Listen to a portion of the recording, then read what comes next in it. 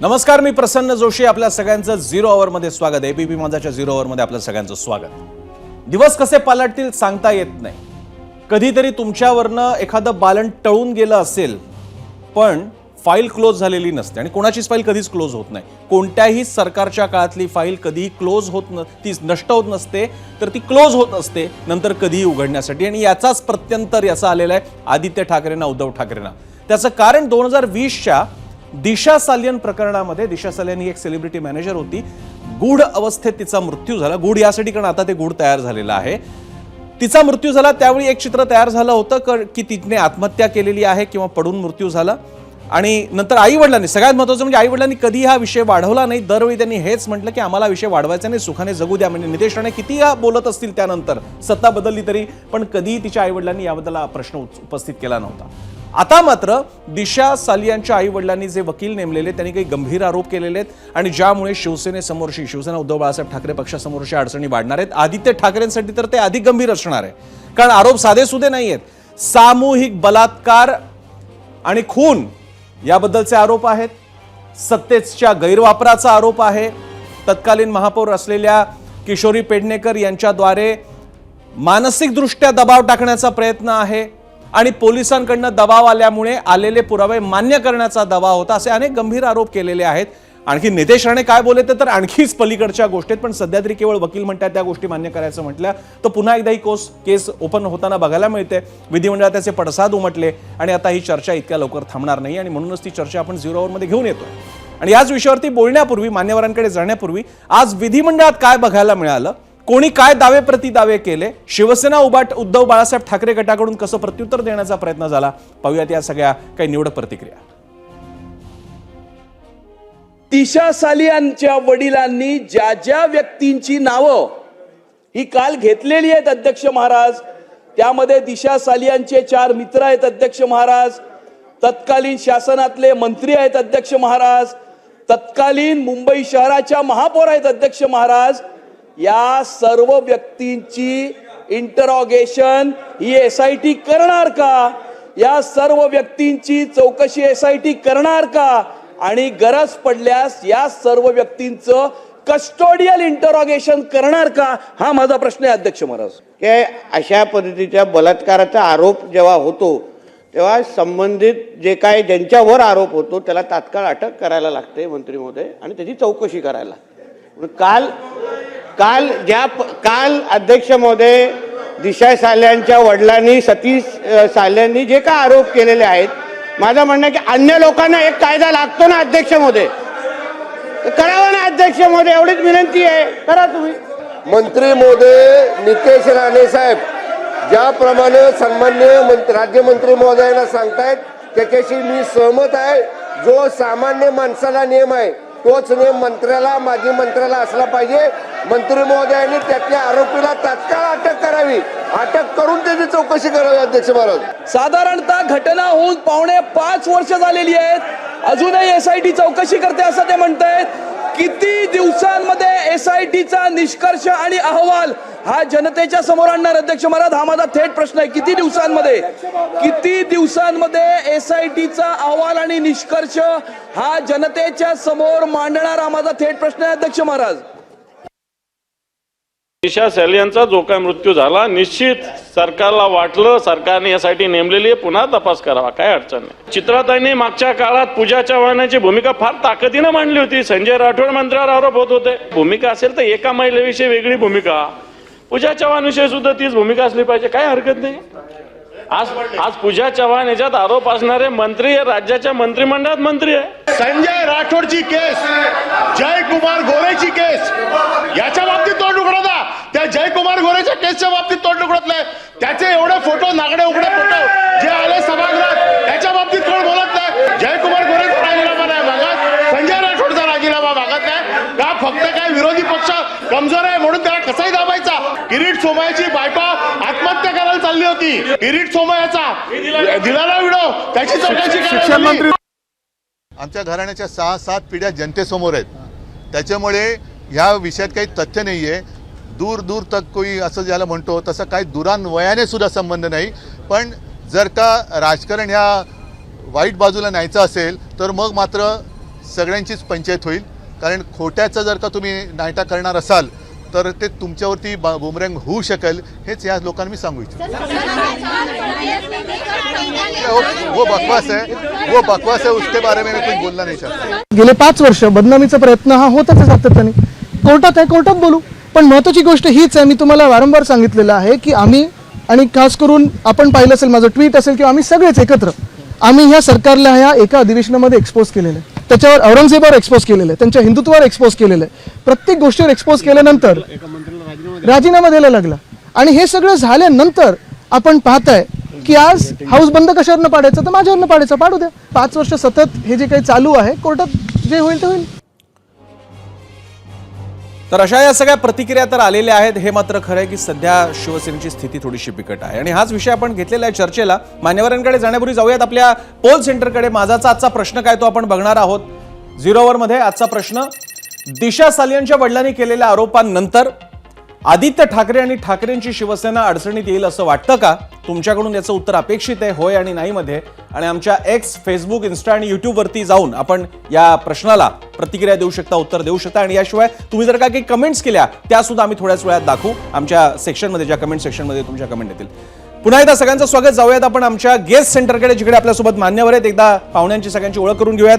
आपल्यासोबत असतील शीतल म्हात्रे, शिवसेनेच्या नेत्या आणि प्रवक्त्या. ॲडव्होकेट गणेश सोनी, मुंबई हायकोर्टात ज्यांनी अनेक वर्ष वकिली केलेली आहेत, कारण वकिलांचे मुद्दे हे वकिलांकडनं समजून घेणं अधिक चांगलं ठरेल. याशिवाय निलेश ओझा, जे स्वतः दिशा सालियन आई वडिलांचे आता वकील आहेत आणि जी भूमिका मांडतात, त्यांनी प्रेस कॉन्फरन्सही घेतली होती, ते थोड्याच वेळात आपल्यासोबत असतील. जयंत माइंडकर, वरिष्ठ राजकीय पत्रकार आपल्यासोबत आहेत. आणि अखिल चित्रे, हे शिवसेना उद्धव बाळासाहेब ठाकरे पक्षाचे राज्य संघटक आहेत. सगळ्यांचं स्वागत आहे. मी शीतल म्हात्रेंपासून सुरुवात करेन. शीतलजी, 5 वर्षानंतर पुन्हा ही केस उभी राहते आणि वकिलाने खास करून असं म्हणणं की उत्तर प्रदेश वगैरे शासनाकडनं व्हावं, SIT नेमली जावी, महाराष्ट्राच्या पोलिसांवर त्याने अविश्वास दाखवलेला आहे. या गोष्टी थोड्याशा स्क्रिप्टेड नाही वाटत? एकदमच लोडेड आहे सगळा पॉलिटिकल कंटेंट.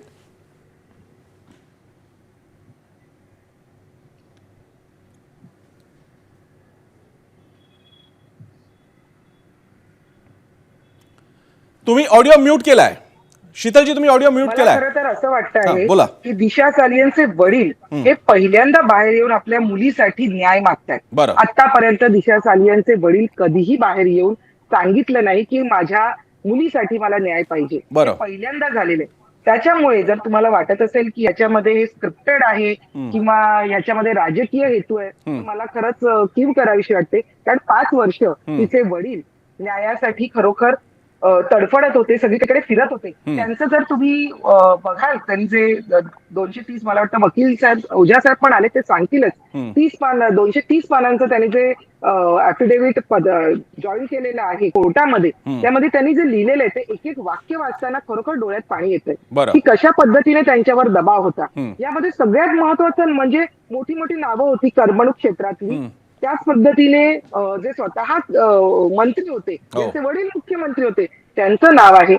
त्याच्यानंतर माजी महापौर यांचं नाव आहे. मला सांगा, सर्वसामान्य माणूस यांच्याबरोबर कसा भांडू शकतो, कसा न्याय मिळवू शकतो? 5 वर्ष त्या व्यक्तीला लागली की स्वतः पुढे येऊन बोलायला. मला वाटतं त्यांचं कौतुक केलं पाहिजे की त्यांनी 5 वर्ष त्यांनी असं लिहिलंय की हे मी फक्त माझ्या मुलीसाठी नाही करत आहे, तर हे मी देशातल्या प्रत्येक मुलीसाठी करतोय. तर आज जर तिचे वडील पुढे येऊन न्याय मागत असतील, तर मला वाटतं याच्यामध्ये चुकीचं काय आहे? न्याय मागणं चुकीचं आहे. जरी उशिरा असेल, कदाचित त्यांची मानसिक स्थिती नसेल, त्यांच्याकडे तसे पुरावे नसतील, आता त्यांना तसे पुरावे मिळाले असतील, जर ते पुढे येत असतील, तर यात चुकीचं काय आहे? बरं, मुद्दे तर अगदी अचूक मांडलेले आहेत म्हात्रेजी. तुम्ही मांडलेले मुद्दे अगदीच नाकारता येणार नाही. आणि या बाबतीत आपण 100% तुमच्याशी आणि दिशा सालियनच्या आई वडिलांशी सहमत असायला काही हरकत नाहीये. न्याय मिळायला हवा. प्रश्न एका मुलीचा आहे. राजसत्ता विरुद्ध व्यक्ती असेल तर नेहमी व्यक्तीच्या बाजूने उभं राहायला हवं. हा मुद्दा अगदीच मान्य आहे. फक्त हा नियम सगळ्यांना लागू होईल हे पण तितकंच महत्त्वाचं आहे, पण तो मुद्दा नंतर येईल. मी आता बाकी पाहुण्यांकडे जातो आणि नंतर मी पुन्हा एकदा तुमच्याकडे येईन. शीतलजी, मी आता जातो अखिल चित्रे यांच्याकडे. अखिल, मविया सरकार होतं त्यावेळी हे सगळं प्रकरण सुरू झालं, कोरोनाचा काळ होता आणि नुसतं हे फक्त एवढ्यापुरता राहणार नाहीये. हे प्रकरण फक्त दिशा सालियांपुरता राहणार नाहीये, याच्यामध्ये पुन्हा सुशांत सिंग राजपूत सुद्धा SSR सुद्धा येणार आहे. चित्र तसंच दिसतंय जी काही चर्चा सुरू आहे त्यानुसार. मला तुम्हाला विचारायचं आहे, हे कोणत्या दिशेने चाललेलं आहे? शिवसेना यासाठी प्रिपेअर्ड आहे का, तयारीत आहे का? काय आहे, हे टोटली पॉलिटिकली मोटिवेटेड आहे. कारण आता शीतलताई म्हणाल्या त्या काय तुम्ही इतक्या भावना व्यक्त केल्या, तर मला वाटतं की महिला म्हणून तेही कुठल्याही पॉलिटिकल पक्षात असले किंवा कुठल्याही विचारधारेबरोबर असले तरी त्यांनी असंच मत मांडलं पाहिजे. पण मला असं वाटतं की जेव्हा हे इन्सिडेंट घडलेलं तेव्हा ते शिवसेनेतच होते, तेव्हा कधी असं कुठलं मत त्यांनी मांडलेलं तुम्ही ऐकलंय का माध्यमांनी? पण आता ते सोयीस्कर पॉलिटिकली मोटिवेटेड बनत आहेत. तुम्ही जर त्यांच्याच पक्षाचे आमदार संजय गायकवाड आज दिवसभर काय म्हणताय ते जर आपण ऐकलं तर मला असं वाटतं ते त्यांना यांच्यासाठी मॅडमसाठी कान उघडली असेल. दुसरी गोष्ट, गेले 3 वर्ष सत्तेत कोण आहे? महायुतीचे सरकार आहे. देशात 5 वर्ष 3 वर्ष गल्लीपासून दिल्लीपर्यंत कोणाची सरकार आहे? भारतीय जनता पार्टीची सरकार. सीआयडी रिपोर्ट आला, सीआयडी रिपोर्ट मध्ये कोणाची नावं काही आली नाही. SIT गठीत करण्यात आली होती. SIT कुणी गठीत केली? 2 वर्ष लागतात. SIT टेबल करत नाही त्यांचा रिपोर्ट जे काय आहे ते. सीबीआय इन्क्वायरी देखील माझ्यामध्ये सुरू आहे, त्याचं पण क्लोजर आलं नाही. बेसिकली ह्यांना एका होतकरू युवक जो काही नेता आहे त्याला त्याचं मलिन करायचं आहे, त्याची इमेज मलिन करायची आहे, म्हणून हे सगळं प्रकार सुरू आहे. नाहीतर त्यांनी रिपोर्ट द्यावं ना, दूध का दूध पाणी का पाणी करावं. ठीक आहे, अखिल मी केवळ एक चर्चेचा टोन सेट करण्यापुरता, पहिल्यांदा सगळ्यांच्या प्रतिक्रियांची एक बेसिक एक लेवल लक्षात घेण्यापुरता मी पहिल्यांदा तुमच्याकडे येतोय, कारण तुमच्याही प्रश्नांना काही गोष्टींना काउंटर करता येईल. त्यातला एक मुद्दा तर नंतर आदित्य ठाकरेंचा मोबाईल आणि तेव्हाचा त्याचा जो डिजिटल मेटा डेटा असेल त्याही बाबतीतला मुद्दा आहे की तो त्यावेळी का नव्हता समोर आला. कारण मुख्य मुद्दा आहे जेव्हा दिशा सालियांचा मृत्यू झाला, मी मृत्यू म्हणतोय, खून वगैरे मला माहित नाही, त्यावेळी आदित्य ठाकरे त्या घरात उपस्थित होते का, त्या फ्लोअरला उपस्थित होते का? मी नंतर येईन त्याकडे. मी आता जातो, आपल्यासोबत गणेश सोनी आहेत, ॲडव्होकेट गणेश सोनी आहेत, आणि त्यानंतर जयंत माइंडकरांकडे जाईन. गणेश सोनीजी, तुम्ही ती प्रेस कॉन्फरन्स बघितली असेल ज्याच्यामध्ये दिशा सालियांचे वकील काही एक मुद्दे म्हणतात.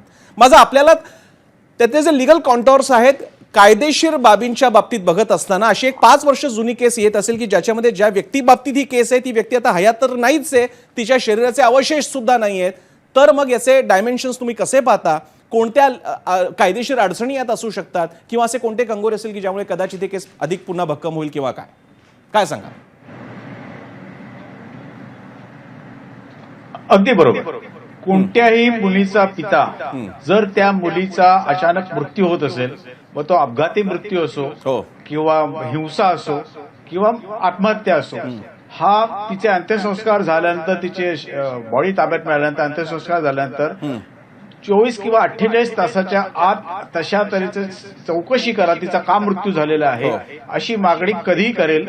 आणि जवळजवळ 5 वर्ष आज होत आहेत, तर 5 वर्षानंतर आज आता मागणी का करावीशी वाटली आणि प्रयत्न केलेत. हे जोपर्यंत तिथे वडील माननीय उच्च न्यायालयाला पटवून देऊ शकत नाहीत तोपर्यंत या प्रकरणामध्ये उच्च न्यायालय कुठल्याही तऱ्हेची दखल घेईल असं मला वाटत नाही. आणि मुख्य म्हणजे मुद्दा असा की हायकोर्टाची पायरी चढण्याच्या अगोदर तुम्ही कोणत्या पोलीस, ज्या हद्दीमध्ये तिची आत्महत्या घडून आलेली आहे त्या हद्दीतल्या पोलीस निरीक्षकाकडे किंवा तिथल्या सहाय्यक असिस्टंट कमिशनर ऑफ पोलीसकडे किंवा डीसीपीकडे तुम्ही कुठल्या तऱ्हेचा पाठपुरावा केलेला आहे का, तेव्हा मागणी केलेली आहे का? त्यामुळे 5 वर्षाचा विलंब हा अत्यंत मोठा विलंब आहे आणि तो समजावून सांगणं मेहरबान उच्च न्यायालय हे अत्यंत कठीण काम आहे.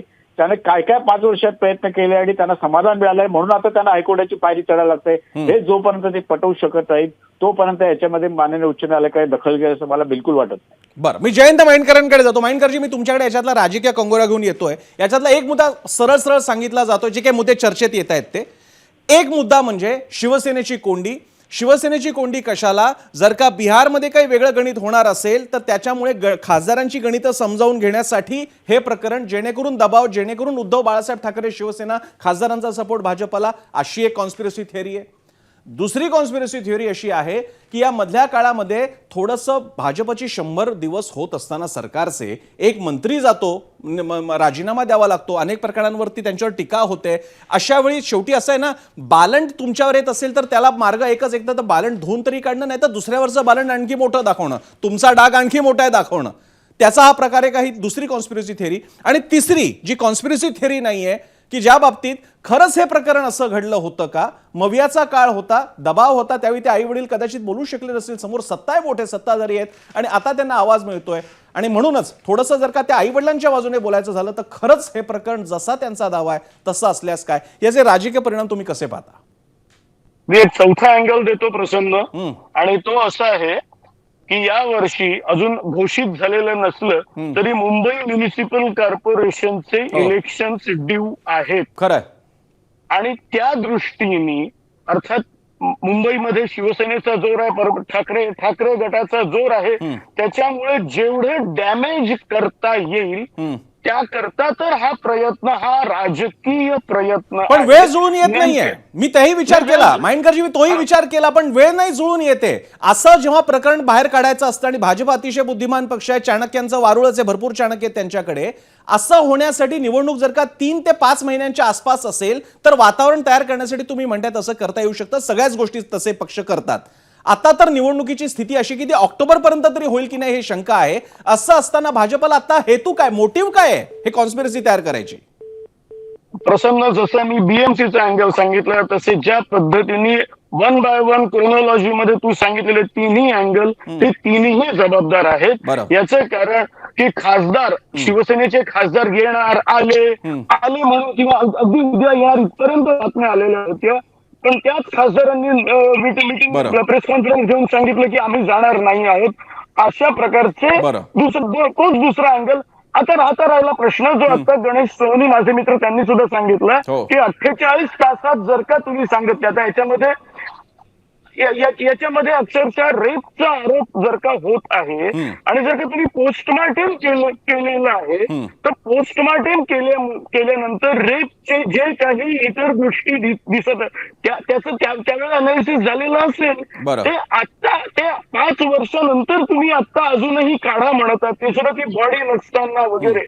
मला असं वाटतं हे डेलिबरेटली केल्या गेलेलं आहे, राजकीय हेतू ठेवूनच केल्या गेलेला आहे. बरं, प्रश्न माझ्या आधी मला वाटतं एक कोणीतरी बोलले, तोही पण अगदी योग्य आहे की तुमचंच सरकार केंद्रात आहे, तुमचंच सरकार मधली 2.5 वर्ष वगळले तर 2014 पासून राज्यात आहे, होम मिनिस्ट्री तुमच्या हातात आहे, SIT तुमचीच आहे.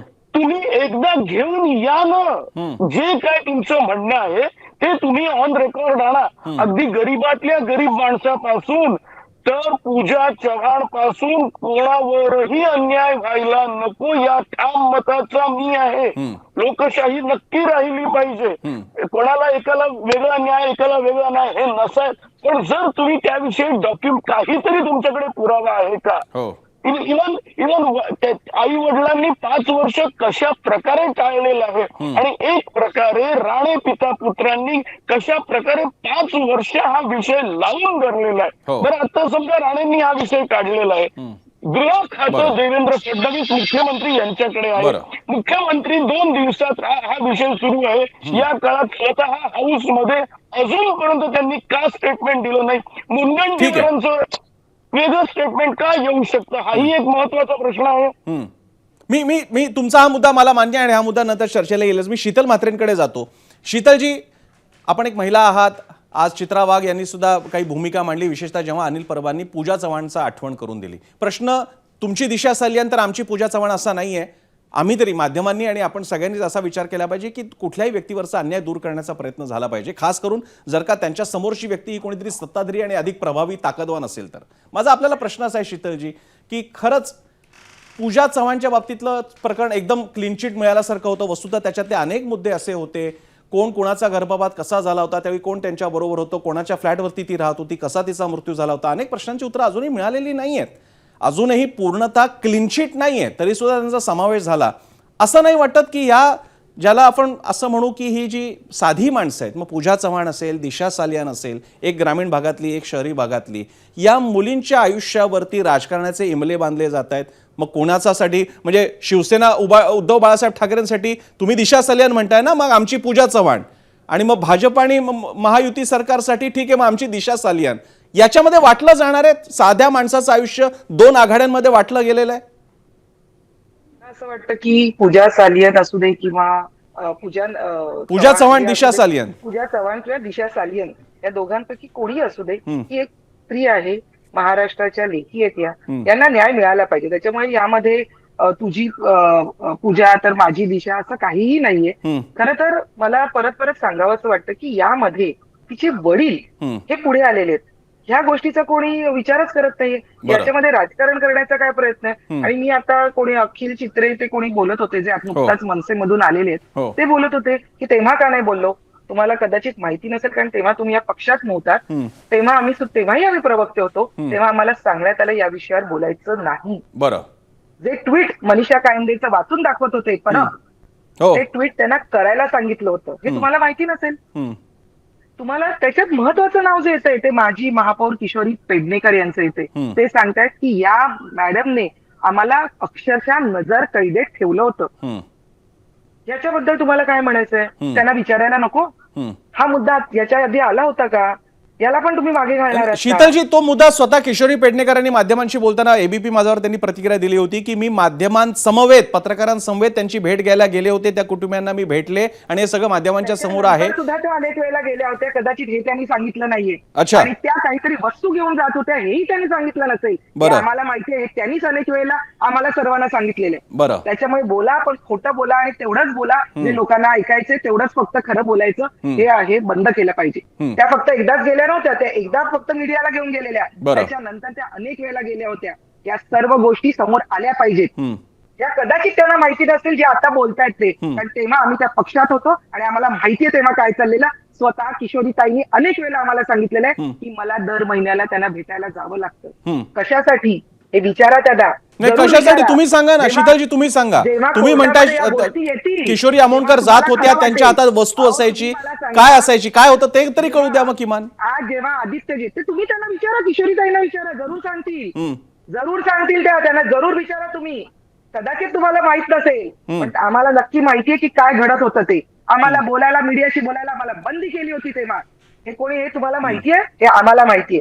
त्याच्यामुळे उगीच तुम्ही बोलायला लावू नका. जे खरं आहे ते समोर येऊ दे. दूध का दूध और पाणी का पाणी होऊ दे ना. कशासाठी घाबरताय कोर्टात. शीतलजी, मग आणखी एक प्रश्न उपस्थित होतो. शीतलजी एक आणखी प्रश्न उपस्थित होतो. आपल्या मुलीसाठी न्याय मागणं ही चूक आहे का. सांगा तसं असेल तर. नाही शीतलजी, मी सांगतो ना, मी तुम्हाला उत्तर देतो. माझ्या मुलीचा रेप झालाय, तिचा खून झालाय आणि याच्यामध्ये एका मंत्र्याचं, माजी मंत्र्याचं, एका नेत्याचं, पक्षाच्या नेत्याचं, एका मुख्यमंत्र्याच्या मुलाचं नाव येतं आणि तो त्या विधानसभेचा सदस्य आहे. त्याच्यावर विधानसभेमध्ये बोलायचं नाही. तुम्ही असं बोलल्यावर तुम्ही म्हणता की हे सगळं पॉलिटिकल आहे म्हणून. बरं. तुम्ही जेव्हा शीतल मात्रेबद्दल बोलत होता, तिच्याबद्दल वाटेल ते बोलत होता, तेव्हा हे पॉलिटिकल नव्हतं. बरं. जेव्हा एखाद्या स्त्रीबद्दल बोलताना तेव्हा तुम्हाला वाटत नाही आणि तो एका मोठ्या माणसाचा मुलगा असल्याबरोबर लगेच तुम्हाला पॉलिटिकल वाटतं. बरं.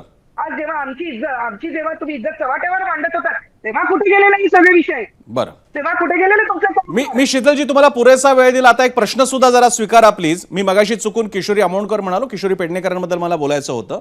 माझा प्रश्न असा होता, तुम्ही म्हणालात आता की किशोरी पेडणेकर या काहीतरी एक वस्तू घेऊन दर महिन्याला दिशा सालियन यांच्या घरी जात असत आणि तुम्ही असंही म्हणालात की हे आम्हाला त्या स्वतः सांगत असत असं तुम्ही म्हणालेलं आणि आता टीव्हीवर बोललेले आहेत. मग माझा प्रश्न असा आहे की मग तुम्ही तरी स्वतःचा सत्सद्विवेक, आता जे तुम्ही आम्हाला सगळ्यांना सांगितलं महिलेच्या बाजूने उभं राहायला नको का, सामान्य मुलीच्या बाजूला केवळ बड्या घरातला म्हणून बोलायचं नाही का. मग माझा तुम्हाला प्रश्न आहे की अशी ही व्यक्ती, मुंबईची महापौर, एका व्यक्तीच्या घरात, जिच्या घरात काहीतरी गंभीर रहस्यमय गोष्ट घडलेली आहे, एखादी वस्तू घेऊन जाते, आपण का नाही बोललात कधी मीडियासमोर येऊन, किंवा आपण का नाही वेगळ्या तपासाची मागणी केली. शीतलताई, आम्ही त्या पक्षामध्ये होतो तेव्हा त्या पक्षाच्या विरोधात भूमिका घेता येते का हो. बरं. त्यामुळे पक्षाच्या विरोधात भूमिका घेता येते का. आम्ही प्रवक्ते होतो त्याच्यामुळे आम्हाला तेव्हा बोलता आलं नाही आणि अशा अनेक गळचेती आमच्या प्रत्येक वेळेला होत होत्या. म्हणूनच आम्हाला त्या पक्षातून बाहेर पडावं लागलं. कारण चुकीच्या गोष्टी होत्या ना आम्हाला बघायला लागत होत्या आणि त्या आम्ही थांबवू शकत नव्हतं कारण तेवढी आमची शक्ती नव्हती. बरं. आणि म्हणूनच अनेक या अशा वाईट आणि चुकीच्या गोष्टी थांबवण्यासाठी किंवा त्या आम्हाला सहन होत होत्या म्हणून आम्ही त्या पक्षातून बाहेर पडलो. याचं कारण आहे.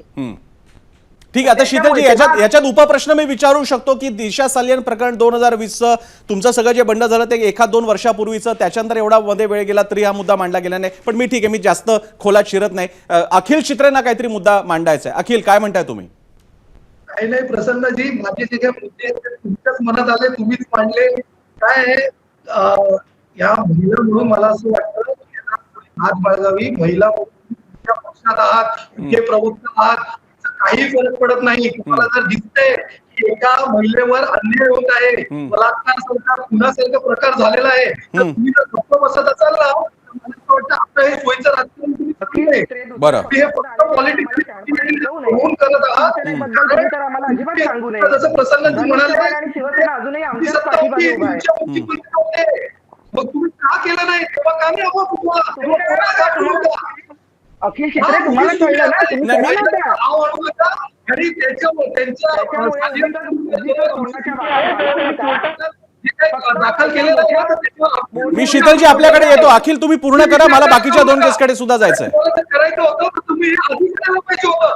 तुम्हाला खरं तर लाज वाटली पाहिजे महाराष्ट्राच्या तमाम महिलांची तुम्ही माफी मागा की तुम्ही असं सोयीचं राजकारण करता. नेहमी करता. कुठली भाषा आहे? नाही मी शीतलजी मी पण तुमच्या बरोबर सहमत आहे. अखिल तुम्ही कृपा करून असे शब्द वापरू नका, लाज वाटते का वगैरे. सगळ्यांचेच अकाउंट इकडे बाहेर येणार आहेत असं कोणी म्हणू नये. शीतलजी तुम्ही काय म्हणताय?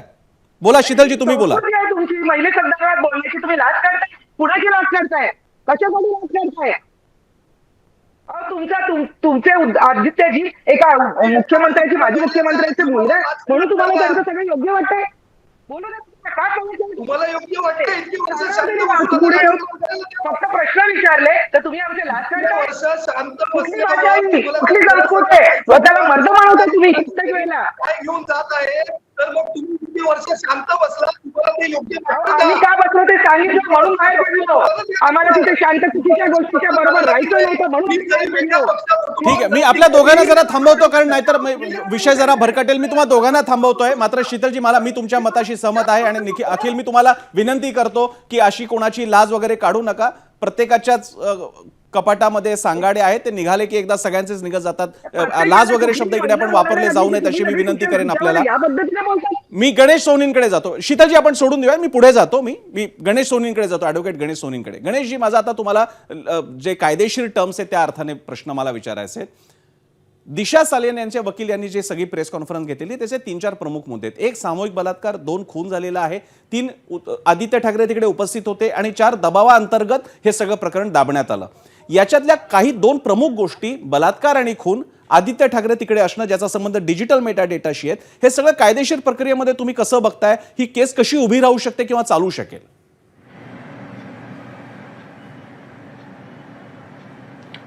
आतापर्यंत आलेली जी माहिती आहे ती अत्यंत इंग्लिशमध्ये सांगायचं तर स्केची स्वरूपाची आहे. आणि प्रश्न असा आहे की आता 5 वर्षांत गोळा करणं, ज्याला आपण फोरेन्सिक एव्हिडन्स असं म्हणतो, आणि तो फोरेन्सिक एव्हिडन्स आता उरलेला देखील असेल का? बरं. आणि जर उरलेला असेल तर त्याचं पृथक्करण कसं होणार ते गोळा करून?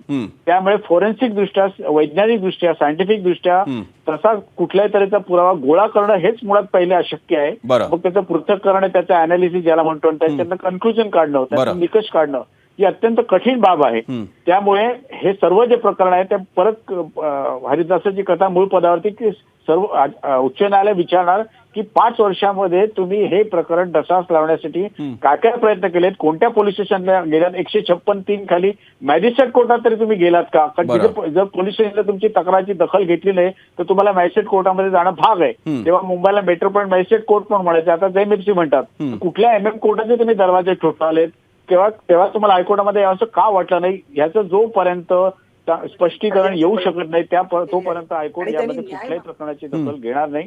आणि पुरावा ही तर फारच लांब गोष्ट आली. फोरेन्सिक एव्हिडन्स 5 वर्ष. एक मुद्दा ऐका सोनीजी, गणेशजी, एक मुद्दा जे वकील सारखा स्ट्रेस करत होते त्यातले 2 मुद्दे होते. क्रमांक 1, आदित्य ठाकरे यांच्या मोबाईल मधला मेटा डेटा तपासा. एका क्षणात ही केस ओपन आणि शट लेवलची इतकी सोपी आहे, हा पहिला मुद्दा. आणि दुसरा मुद्दा, दिशा सालियान हिचा जेव्हा मृतदेह मिळाला होता त्यावेळी तिच्या चेहऱ्यावर किंवा अंगावरती कोणतेही महत्वाचे असे काही हे नव्हते, जखमा वगैरे नव्हता, कारण ती बिल्डिंगवरनं पडली होती, ते होतं. आणि दुसरी गोष्ट, ती इमारतीपासून जवळपास 20 फूट पुढे तिचा मृतदेह सापडला होता. जेव्हा अशी जर का एखादा मृतदेह खाली पडला किंवा एखाद्या व्यक्तीने उडी घेतली तर ती जास्तीत जास्त 5 ते 10 फुटाच्या आसपास पडेल इमारतीमध्ये. आणि त्यांचं म्हणणं होतं की हे 2 मुद्दे इतके स्ट्रॉंग आहेत, ज्याच्याबद्दल आता मला तुमचं मत हवं, इतके स्ट्रॉंग आहेत की ओपन अँड शट केस आहे, लगेच ठरेल. आणि ते तर हेही म्हणाले, माझे मुद्दे खोटे ठरले तर आमच्यावरती गुन्हे दाखल करा. यावरती आपलं काय म्हणणं? अगदी बरोबर. पण मोबाईल जर त्यांचा हस्तगत करायचा असेल तर तो अटक झाल्याशिवाय हस्तगत होणार नाही. आणि अटक होण्यासाठी पहिले फिर्याद दाखल केली पाहिजे. फिर्यादीशिवाय कोणाला अटक होऊ शकत नाही. त्यामुळे याच्यामध्ये अटक होणं हे केवळ अशक्य आहे, कारण जोवर गुन्हा दाखल होण्याचा आदेश होत नाही आणि जरी समजा आदेश झाला आणि समजा पोलिसांनी नोटीस पडून त्यांचा तेव्हाचा वापरता मोबाईल जर मागितला त्यांनी आणि त्याचं जरी पृथक्करण केलं तरी ते 5 वर्षानंतरचं त्याचं पृथक्करण तो डाटा मुळात उपलब्ध आहे की नाही 5 वर्षापूर्वीचा डिलीट झाला असेल तर इंग्लिश भाषेमध्ये ज्याला ऍडव्हर्स इन्फ्लुअन्स म्हणतात तो देखील काढता येऊ शकतो. आणि आपण जो मुद्दा उपस्थित केला की जर उडी जर मारली तर ती 5-6 फुटावरती ती बिल्डिंग पासून फार लांब अंतरावरती होती त्या आणि तिची हाडं कशी होती, तिच्या कुठल्या शरीराच्या भागाला लागलेलं आहे, तिची कवटी फुटली होती का, कुठल्या व्हायटल पार्ट्सला इंजुरी झाली. गणेशजी तुम्हाला थोडंसं थांबवतोय एक ब्रेक घ्यावा लागेल. ब्रेक नंतर आपल्यासोबत आता दिशा सालियन यांचे वकील आता ही जी केस पुढे घेऊन जाणार आहेत ते स्वतः ओझा आपल्यासोबत असणार आहे, ॲडव्होकेट ओझा, त्यांच्याकडे आपण जाणार आहोत. आपल्यासोबत आहेत स्वतः दिशा सालियन केस प्रकरण पुढे घेऊन जाणारे त्यांचे वकील निलेश ओझा आपल्यासोबत आहेत. त्यांचे स्वागत. निलेशजी, माझा आवाज आपल्यापर्यंत पोहोचतोय? हो पोहोचतोय. निलेशजी, आपण इकडे चर्चा करतोय, काही मान्यवर वकील सुद्धा आपल्यासोबत आहेत. त्यांचे 2 प्रमुख तुमच्या बोलण्याच्या 2 प्रमुख मुद्द्यांबाबतीत त्यांचे मुद्दे असे होते की आता डेड बॉडी नाहीये, त्यामुळे खून आणि बलात्कार यासाठी जो मुळात विसेरा असावा लागतो किंवा पुन्हा पोस्टमॉर्टम तेव्हा करावं लागतं, या गोष्टी झालेल्या नाहीयेत. 48 तासात मृत्यूच्या तुम्ही अशी मागणी करायची असते, असे काही तांत्रिक बाबी तुम्ही अधिक चांगलं सांगू शकाल? हा पहिला मुद्दा. आणि दुसरा मुद्दा, 5 वर्षानंतर जो डिजिटल मेटा डेटा तुम्ही सारखा सांगताय आदित्य ठाकरेंचा, ज्याच्याबद्दल तुमचं असं म्हणणं की तो एकदा समोर आला की आदित्य ठाकरे तिकडे होते, लक्षात येईल, जे दाखवलं गेलं नव्हतं आणि त्यामुळे आदित्य ठाकरे सर्कमस्टन्शियल एव्हिडन्समध्ये अडकतील. पण या गोष्टी होताना सध्या तरी दिसत आहेत का, माझा तुम्हाला प्रश्न आहे.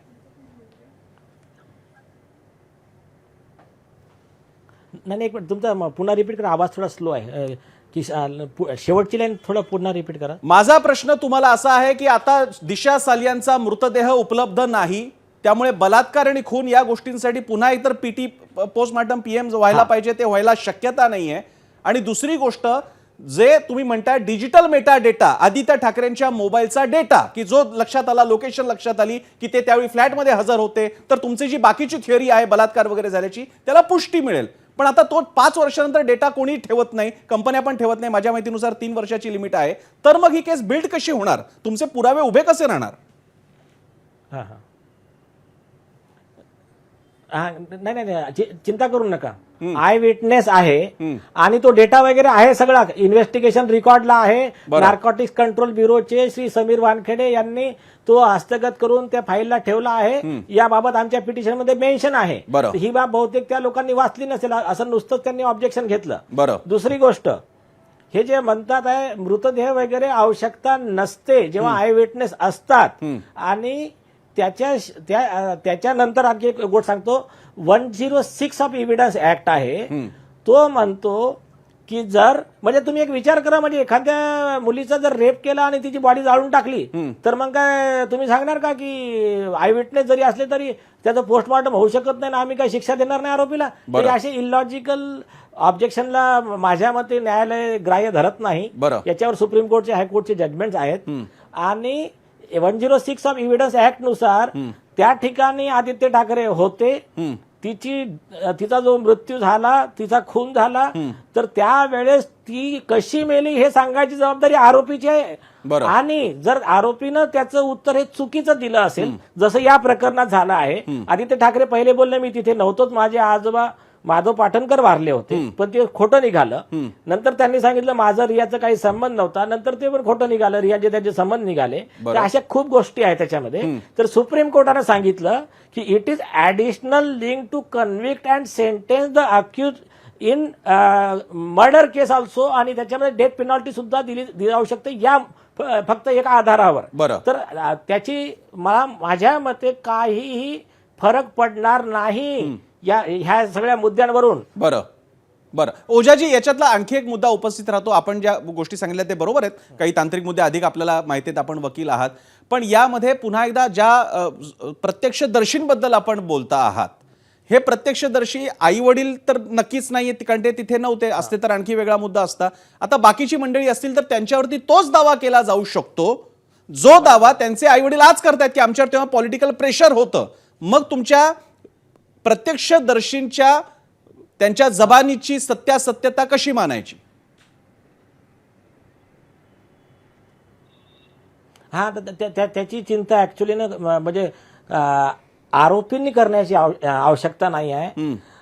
पहिल्या दिवसापासून तर आजपर्यंत कन्सिस्टंट स्टँड बरं आणि नुसतं एक जबानीवर विश्वास नाही ठेवायचा, त्याच्या सपोर्टचे जे अनडिस्प्युटेड पुरावे आहेत बरं त्याच्या आधारावर काही आम्ही देऊ पुढे, नंतर चिंता नका करू, व्हिडिओ रेकॉर्डिंग वगैरे काही गोष्टी देऊ आम्ही. बरं आरोपींना म्हणा चिंता करू नका, आम्ही काही गोष्टी उघड करणार नाही. जसे दुसरे साक्षीदार संपवले तुम्ही तसे हे संपू देणार नाही. या प्रकरणात त्यांच्या ट्रिक्स काही सिद्ध होणार नाही, तिथे सक्सेस होणार नाही. ओझाजी, आपण जी काल पत्रकार परिषद घेतली मी खूप काळजीपूर्वक पाहिली, त्याच्यातली आपली एखाद दुसरा शब्द चुकीचा असेल तर मला प्लीज करेक्ट करा, पण उत्तर प्रदेशमध्ये ही केस चालवली जावी, महाराष्ट्रातल्या पोलिसांवर विश्वास नाही आणि बाकीच्या गोष्टी, आणि आपण त्याच्यामध्ये काही महाराष्ट्रातल्या केंद्रातल्या मंत्र्यांची नावं, राजकारण्यांची नावं घेतलेली आहेत की त्यांच्याबद्दल आमचा विश्वास आहे. हे जरा पॉलिटिकली लोडेड वाटत नाहीये का? तुम्ही केस जरूर दाखल करा, आदित्य ठाकरेंच्या विरोधात दाखल करा, पण ते करत असताना जे रेफरन्सेस आहेत, बीजेपी रूल्ड गव्हर्नमेंट असलेलं स्टेट आहे, तुम्ही ज्यांची नावं घेतात ती भाजपचे मंत्री पदाधिकारी आहेत, तुम्ही महाराष्ट्र पोलिसांवरती विश्वास दाखवत नाही आहात, हे जरा पॉलिटिकली लोडेड नाही वाटत आहे? अजेंडा सेटिंग नाही वाटत आहे? नाही, मी दोन गोष्टी क्लिअर करतो. आमचं असं कधीच म्हणणं नाही की आमचा महाराष्ट्र पोलिसांवर विश्वास नाही. महाराष्ट्र पोलिसातील इमानदार पोलीस अधिकाऱ्यांनी आम्हाला या केसचे महत्वपूर्ण पुरावे दिले आहेत. बरं, दुसरी गोष्ट, त्यांनीच सांगितलं आहे की इथं त्यांचं जे नेटवर्क आहे त्याच्यामुळे तुम्हाला इथे न्याय मिळण्यास त्रास होईल. आता होतो आहे जसं SIT पासून सगळं टेबल टेनिस चालू आहे. बरं. तिसरी गोष्ट, आम्ही जे सांगितलं ते सत्य याच्यासाठी सांगितलं की सतीश साल्यांच्या हाताने सही करून घेऊन नारायण राणे नितेश राणे यांच्यावर आरोप केले होते की, आणि जे आम्हाला मदत करत होते ऍक्च्युली हे प्रकरण बाहेर काढायला आणि आरोपींवर कारवाई करायला. बरं. तर आता मला एवढं सांगा, एक सिंपल प्रश्न की जर या आरोपी लोकांची सरकार असती तर हे हिंमत एवढी लोकांची झाली असती का पुढे यायची, बोलायची? म्हणजे हमले झाले असते, मारापिटी झाल्या असत्या, खोट्या केसमध्ये अरेस्ट केलं असतं. म्हणून सत्य बोललो आहे. सत्य बोलणं म्हणजे काय कोणत्या पार्टीचं लोडेड होतं असं आम्हाला वाटत नाही. जे सत्य आहे ते पचवायची त्यांनी विरोधकांनी शक्ती ठेवली पाहिजे. आणि ज्यांना मोदीजी असतील, अमित शहाजी असतील किंवा फडणवीस साहेब असतील, एकनाथ शिंदे असतील, नारायण राणेजी असतील, यांच्या नावाचा ज्यांना कावेळ झाला आहे तर त्यांना खुश करण्यासाठी आम्ही आमच्या पिटिशनचं चेंज नाही करू शकत. आम्हाला जे वाटलं ते आम्ही लिहिलेलं आहे. ओझाजी, आणखी एक मुद्दा असा होता की आपल्या सगळ्या तुम्ही सांगणारे पुरावे आहेत, तुमचा प्रमुख मुद्दा आहे की दिशा सलियन याची हत्या झालेली आहे, ती त्या इमारतीत त्या फ्लॅटमध्ये झालेली आहे, त्याच्यापूर्वी बलात्कार झालेला आहे, हे प्रत्यक्ष कृती झाली. ती कृती कुणी केली या नावावर आता ते आदित्य ठाकरे परसे या केसमध्ये आहे नाव आदित्य ठाकरे. माझा आपल्याला प्रश्न आहे की हे नाव झिरो इन कसं झालं? तिकडे अनेक माणसं, कारण पार्टी सुरू होती, त्यामुळे कृती जी तुम्ही सांगताय तो मुद्दा बरोबर आहे की खून झाला, त्याच्या आधी बलात्कार झाले, त्याचा ओनस जो तुम्ही आदित्य ठाकरेंवर ठरवताय, कारण तिकडे अनेक माणसं होती, एक माणूस असता तर ठरवता आलं असतं, हाच माणूस उपलब्ध होता, मग अनेक माणसं असताना तुमची या कन्क्लुजनला कसे आला आहात तर जरा तर्क समजून घ्यायला आवडेल. नाही, एकदम सिंपल सांगतो तुम्हाला, एकाच लाईन मध्ये आय विटनेस आहे, आय विटनेसने सगळं सांगितलं आहे. डिटेल टेस्टिमोनी आम्ही सील्ड कव्हर मध्ये एक तर सुरुवातीला न्यायालयात देऊ आणि वाटलं तर इन कॅमेरामध्ये हिअरिंग मध्ये देऊ आम्ही. बरं, ओझाजी तुम्ही आमच्यासोबत राहा. आपल्यासोबत ॲडव्होकेट गणेश सोनी आहेत, तुमच्यासारखेच मुंबई हायकोर्टात तेही प्रॅक्टिस करतात. ॲडव्होकेट गणेश सोनी, तुम्ही मगाशी जे मुद्दे उपस्थित केले होते त्याला अगदी जोरदार आणि लॉजिकसह उत्तरं देण्याचा प्रयत्न केलेला ओझा यांनी, म्हणजे खरंच मुद्दे विचार करण्याजोगे आहेत. तुमचं आता काय म्हणणं आहे? तुमचा एखादा उपप्रश्न आहे याबद्दल?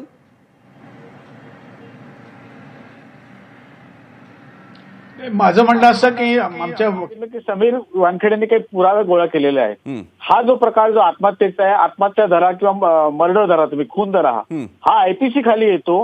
हा स्वाभाविकपणे मुंबई पोलिसांच्या कक्षेमध्ये येतो आणि या सर्व प्रकरणाचा जो तपास आहे तो CBI कडे आहे. मागच्या वर्षी CBIने सुप्रीम कोर्टात सांगितलेलं आहे की याच्यात अद्याप चार्जशीट दोषारोपपत्र दाखल झालेलं नाही. आणि सर्वात महत्वाचा मुद्दा की हे प्रकरण सुशांत सिंग पासून जे सुरू झालं ते प्रकरण देखील बिहारला लॉन्च झालं. त्यामुळे सर्व अतिशय संशयास्पद स्थितीत त्यावेळेला सर्व प्रकार घडलेले आहेत, डिस्प्युटेबल आहेत बऱ्याचशा गोष्टी. आणि आजच्या घडीला जर आपण पाहिलं तर तोच मुद्दा येणार आहे की 5 आणि आमच्या वकील साहेबांकडे पुरावे मुंबई पोलिसांनी दिले कसे? कुठल्या अधिकाराखाली मुंबई पोलीस एखाद्या वकिलाला, आय रिस्पेक्ट हिम, कुठल्या अधिकाराखाली असे पुरावे कोणाला त्रयस्थ व्यक्तीला देता येतात, कोणाच्या परवानगीने देता येतात, हे देखील आता उघड होईल जेव्हा हे प्रकरण ज्या उच्च न्यायालयामध्ये सुनावणीला येईल तेव्हा. असे जर पुरावे जर मुंबई पोलीस वाटत बसले तर मग तपासाचे दिंदोडे उडवतील. त्यामुळे अनिष्ट पायंडा याच्यामध्ये पडेल. मुळात अशा तऱ्हेचे मला इकडे गणेश सोनीजी एक मुद्दा लक्षात आला एकदम. गणेश सोनीजी, आणि हा प्रश्न तुम्हाला आणि ओझा या दोघांना लागू होतो, तुम्ही दोघे वकील आहात. अशा प्रकारे पोलीस कस्टडीतले पुरावे यांना पाय फुटत असतील, ते पुरावे जर का पोलीस स्टेशन किंवा कस्टडीच्या बाहेर जात असतील तर ते पुरावे याची ज्याला टेम्पर करणं म्हणतात, पुराव्यांची छेडछाड मानली जाईल का? आणि सबब अशा पुराव्यांची वैधता ही चॅलेंज होऊ शकते का? कारण ते कॉम्प्रोमाइज झालेले आहेत, बाहेर पडले, ते कस्टडीच्या बाहेर गेले, मग ते कॉम्प्रोमाइज मानले जातील का? सोनीजी मला विचारतात.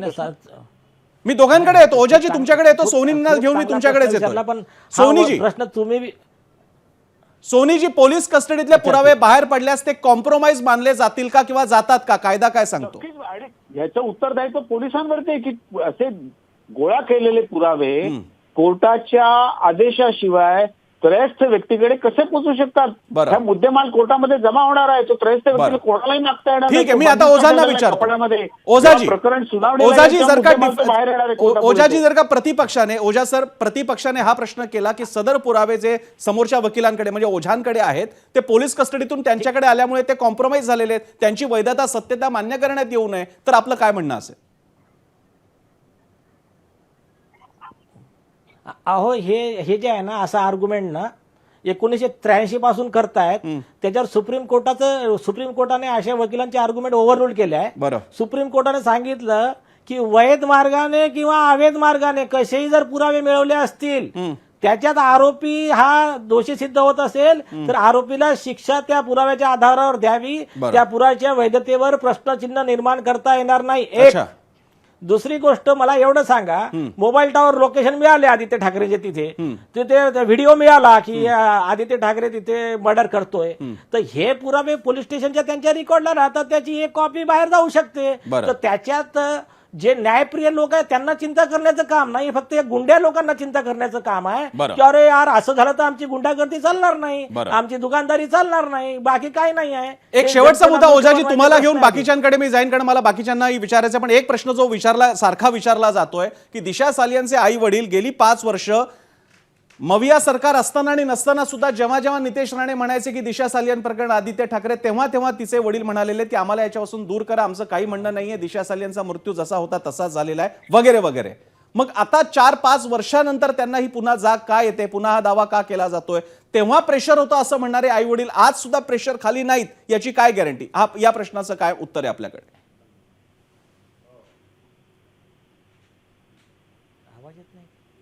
ओझा सर, तुमच्याकडे आलोय मी.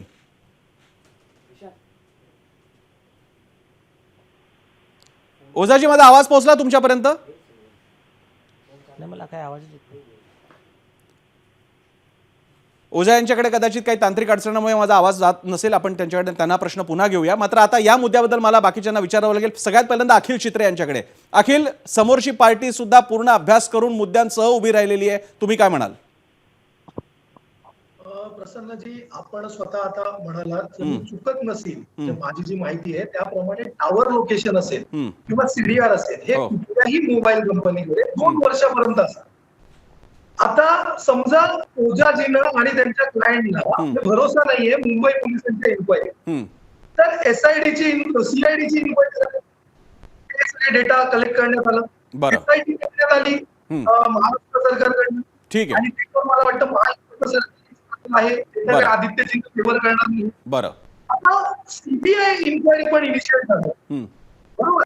आता ते सीबीआय पण तेव्हा 2 वर्ष पूर्ण झालेलं, तर सीबीआयने पण त्यांच्या पद्धतीने डेटा काढला असेल, टॉवर लोकेशन काढलं असेल. टॉवर लोकेशन मध्ये किंवा ते स्वतः तिथे होते. ठीक आहे. अखिल, तुमचा हा मुद्दा घेतलेला आहे, मला शेवटचा काही काळ मला जयंत माइंडकरांकडे जायचं आहे. माइंडकरजी, केस काय होणार आहे ते वकील आणि माननीय न्यायालय ठरवणार आहे. माझा तुम्हाला प्रश्न आहे, ज्या प्रकारे नॅरेटिव्ह चाललेला आहे पुढे, आणि दोन्ही मुद्द्यांकडे, ओझांकडे सुद्धा मुद्दे स्ट्रॉंग आहेत, हे मान्य केलं पाहिजे. माझा तुम्हाला प्रश्न आहे, यातून जे नॅरेटिव्ह तयार होते, आता आपण कायद्याच्या बाबतीत नाही बोलत आहोत, नॅरेटिव्हच्या बाबतीत बोलतोय, ते शिवसेनेला, जो आपला आजचा प्रश्न आहे, ते शिवसेनेला आदित्य ठाकरेंना हानिकारक ठरणार आहे का?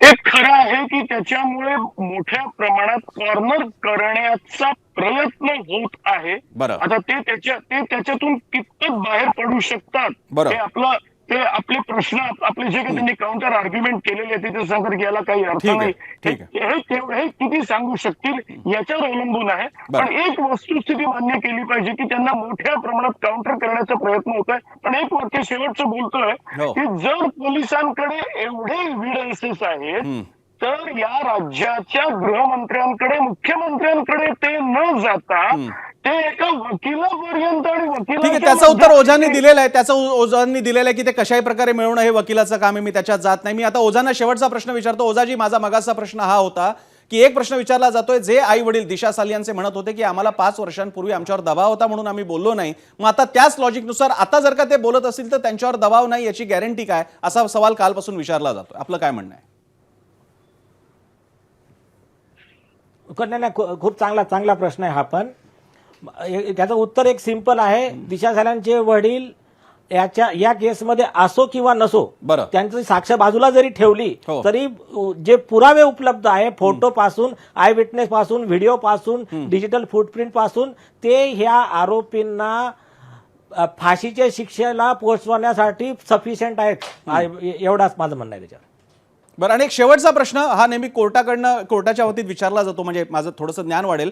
पण अशा सेन्सिटिव्ह आणि ज्याच्यामध्ये राजकीय बडी नावं गुंतलेली आहेत आणि ज्याचे परिणाम हे 2 व्यक्तींमधले नसून पूर्ण राजकीय परिस्थितीवरती पडत असतील, त्याच्या बाबतीत जाहीर पत्रकार परिषद घेतल्यानं आपण तपासाच्या संभाव्य दिशेच्या बाबतीत ढवळाढवळ करतायत असं म्हटलं जाऊ शकतं, तुमच्या बाबतीत किंवा कोणाच्याही बाबतीत. मी त्या बाबतीत शिवसेना पण म्हणेन, अगदी आदित्य ठाकरे सुद्धा. तुम्ही जाहीर प्रेस कॉन्फरन्स करणं, विधिमंडळात त्याची चर्चा होणं, आदित्य उद्धव ठाकरेंनी त्याबद्दल काही बोलणं असेल किंवा बाकीच्यांनी, यामुळे तपासाची दिशा, न्यायालयाची दिशा, न्यायालयाचे पूर्वग्रह, पब्लिक क्राय हे मुद्दे उपस्थित होतात का? हे बघा, पूर्वग्रह केव्हा उपस्थित होता माहित आहे का, की जेव्हा आरोपी असलेले आदित्य ठाकरे हे राजदीप सरदेसाई सारख्या पत्रकाराला हाताशी घेऊन एकतर्फी बातम्या, खोट्या बातम्या प्रकाशित करतात, तेव्हा ते प्रेज्युडाइज होतं आणि आम्ही त्यांच्या अगेन्स्टमध्ये याच कारणास्तव कंटेम्प्ट ऑफ कोर्टची पिटिशन फाईल केली आहे. पण जेव्हा खरे पुरावे घेऊन न्याय मागण्यासाठी, जनतेला सत्य सांगण्यासाठी कोणता व्यक्ती उभा राहतो, ते प्रेज्युडायसिंग वगैरे होत नाही. हा मीडिया ट्रायल केव्हा होईल की जेव्हा आमच्याकडे ज्या गोष्टी नाहीत, फक्त आम्ही नॅरेटिव्ह चालवतो त्या आदित्य ठाकरे सारखं, तर मग आमच्यावर होईल. ठीक आहे, आता मी चर्चा ही पूर्ण वाढू शकते, मात्र ज्याच्या त्याच्यासाठीची व्यक्ती असू शकते. कुणासाठी एक पत्रकार असेल, दुसऱ्यासाठी आणखी दुसरा पत्रकार असेल आणि त्याने मांडलेलं सगळं खरं वाटत असेल, त्याच्यावरती तर बोलायलाच नको, तो आणखी वेगळा तासाभराचा 0 ओव्हर ठरेल. मी सगळ्यांचे आभार मानून आपण जो प्रश्न विचारला होता लोकांना, त्यासाठी मी जातोय माझा पोल सेंटरला आपला प्रश्न, आणि त्याला लोकांनी काय प्रतिक्रिया दिलेली आहे बघूयात. माझा पोल सेंटरमध्ये काय प्रश्न होता आणि त्याला तुम्ही प्रतिक्रिया काय दिली आहे? आपला प्रश्न होता की या सगळ्या दिशा सालियन केस पुन्हा रिओपन झाल्यामुळे आदित्य ठाकरे आणि शिवसेना उद्धव बाळासाहेब ठाकरे या पक्षाला क्षती पोहोचेल का, अडचणीत येईल का? एकूण 46,000 मतं आलेली आहेत आणि लोक काय म्हणतायत? होय म्हणतायत 29%, अडचणीत येईल, आदित्य ठाकरे येतील आणि शिवसेना येईल असं 29% वाटतंय, मात्र 71% मात्र वाटतंय असं होणार नाही. आता काय होणार काय नाही हे मात्र न्यायालय, राज्य शासन, तपास यंत्रणा, दोन्ही बाजूचे वकील हे सगळे ठरवणार आहेत, ते आपण त्यांच्यावर सोपूयात. आपण मात्र 0 ओव्हरमध्ये इथेच थांबूयात. उद्या पुन्हा भेटण्यासाठी पात्र 0 ओव्हर एबीपी माझा. एबीपी माझा, उघडा डोळे बघा नीट.